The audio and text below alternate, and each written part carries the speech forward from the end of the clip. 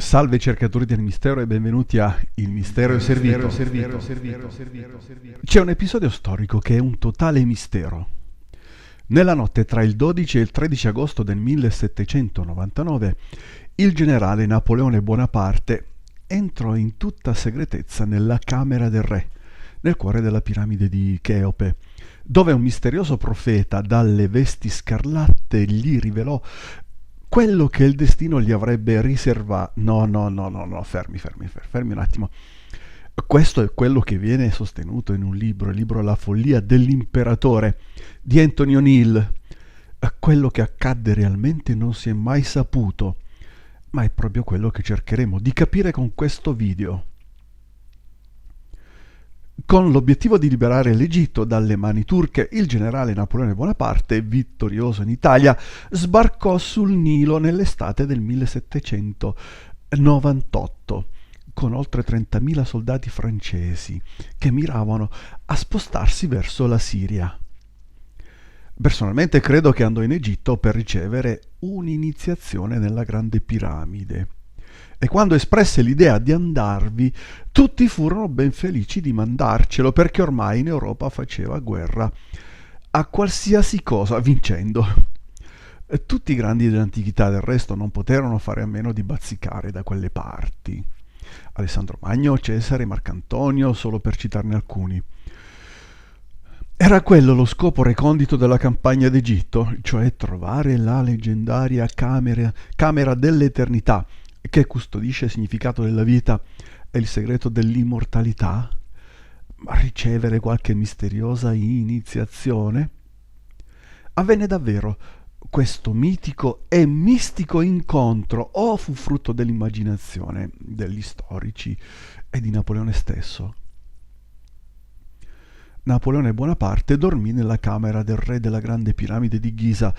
Disse a tutti che voleva farlo, che era necessario.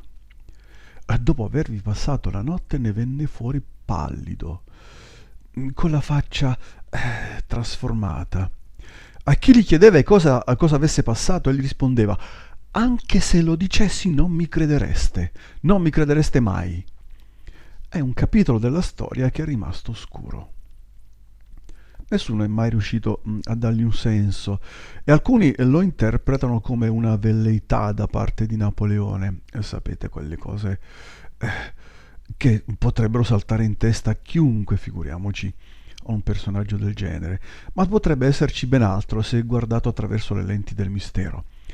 Non si sa quello che vide nella Grande Piramide, ma quello che è certo è che coincide con quello che hanno riportato molti biografi e che in seguito a questo episodio, potremmo anche chiamarlo avventura, il corso degli avvenimenti di Napoleone Bonaparte, ovviamente anche di tutte le sue azioni, prese un'altra piega.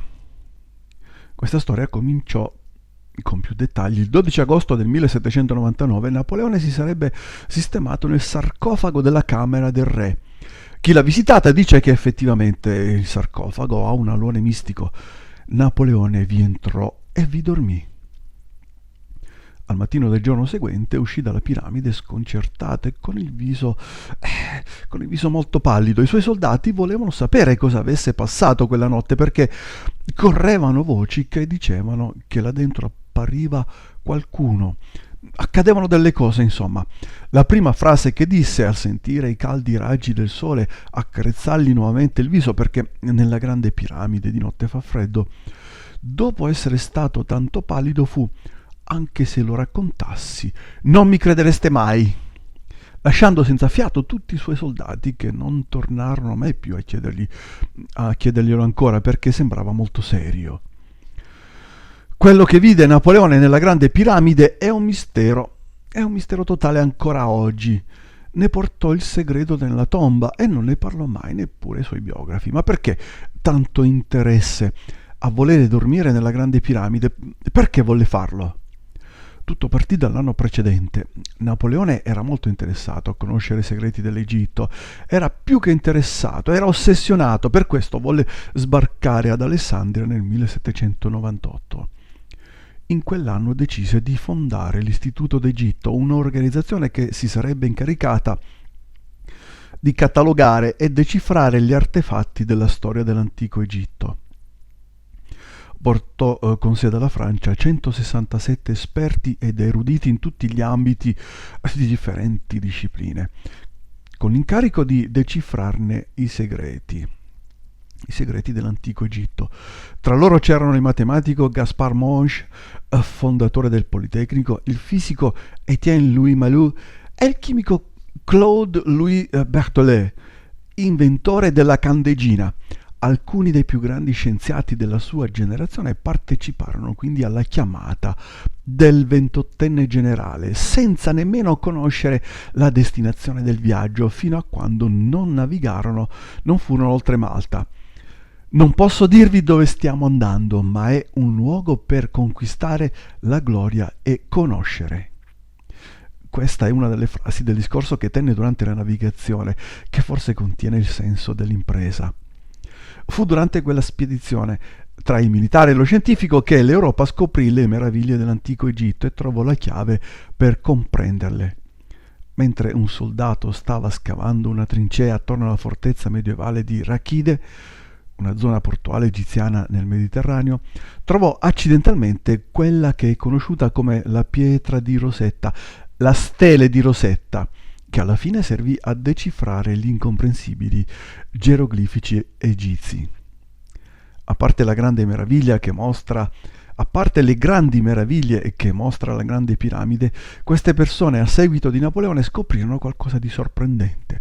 Primo, le misure della piramide sono frazioni esatte delle dimensioni della Terra. Gli egizi dell'antico Egitto avevano una conoscenza con la quale poterono misurare esattamente la grandezza della Terra, una conoscenza che ancora oggi non si sa come fu ottenuta. Scoprirono che usando certe proporzioni potevano costruire mura e lati perfetti grazie alla precisione matematica.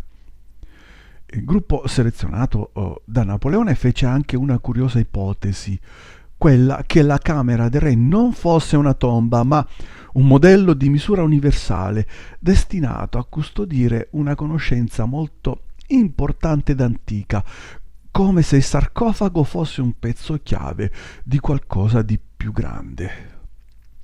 C'è da dire che la posizione originale del sarcofago della camera del re non era quella che vediamo ora, si trovava su un lato, era completamente differente. E cambiare la posizione taglia un circuito.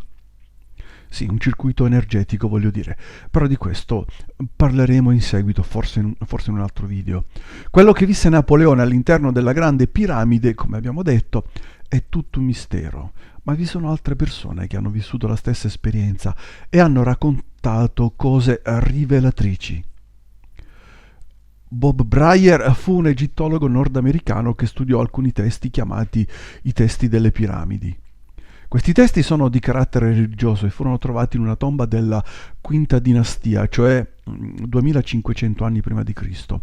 Il loro contenuto descrive il funzionamento delle piramidi come macchine di resurrezione, non come tombe, al contrario quindi. Descrivono un processo che funziona in 3 stadi. Primo, svegliare il morto all'interno della piramide. Secondo, provocare la sua ascensione all'aldilà, e l'aldilà viene indicata nel cielo. La terza è facilitare il suo viaggio verso gli dei. Il testo realmente ci parla di come convertire un re in un dio, resuscitarlo dalla morte, non egli stesso ma il suo spirito, collocarlo nei cieli e fare in modo che si riunisca con gli altri dei. Curioso, vero? Era forse questa la conoscenza a cui si riferiva l'ambizioso generale nel suo discorso durante la navigazione? L'eterna ossessione dell'antico Egitto è fare che fossero ricordati quei re o personaggi influenti, ma più che ricordati, vivere eternamente, utilizzando le piramidi come qualche tipo di macchina che proietti alle stelle la loro energia. Molto interessante. Questo che fu scoperto da Bob Breyer ha dato origine a molte discussioni. Forse Napoleone voleva scoprire come funzionasse questo meccanismo all'interno della Grande Piramide per un giorno convertirsi in un dio? Per poter comprendere un poco quello che sentì Napoleone nella solitudine, dobbiamo parlare dell'esperienza di Paul Brenton, uno scrittore britannico che ebbe l'opportunità di passare una notte all'interno della Grande Piramide. Vi dico che è molto complicato ottenere un permesso per dormire da soli nella Grande Piramide, ancora oggi. Questo avventuriero nel 1935 riuscì a farlo e grazie a questa esperienza poté scrivere un famoso libro intitolato A Secret Research in Egypt. La camera del re è interamente in granito, così quella notte si sedette su una lastra e accese una piccola candela. L'oscurità e anche l'immobilità lo circondavano. La sua candela era l'unica luce. Mentre la notte calava gradualmente, poteva vedere fantasmi vagare. Si sentiva incredibilmente spaventato, ma era determinato a rimanere lì fino alla fine. Questi fantasmi presto scomparvero, ma in seguito arrivò qualcosa di ancora più spaventoso. Il suo corpo cadde paralizzato.